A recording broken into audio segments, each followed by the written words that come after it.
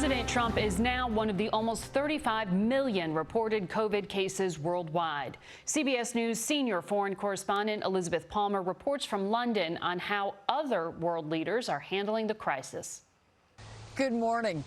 When the news broke that President Trump had COVID, European leaders sent their good wishes, of course, and then almost immediately doubled down on their own precautions. At a summit in Brussels, Germany's Angela Merkel ended up doing some anti-COVID kabuki with Italy's prime minister when he got too close.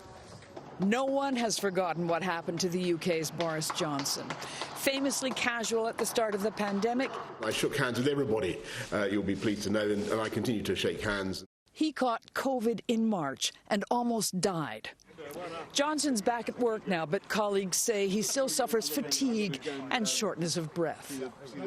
Another famous COVID scoffer was Brazil's Jair Bolsonaro. He refused to wear a mask and called people self-isolating cowards.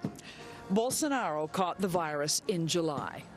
It was a mild case, though, and he was soon back at work with higher approval ratings, in spite of COVID tipping Brazil into recession. It's also one of the three countries worst hit by the pandemic after the U.S. and India, which now leads the way, both in new infections and the number of dead.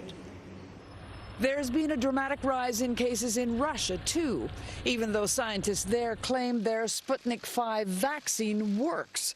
Volunteers may be getting it, but not Vladimir Putin. He's taking no chances. He barely goes out. And though recent military drills were a rare exception, anyone who wants to meet him has to quarantine for 2 weeks and then go through a special disinfection booth.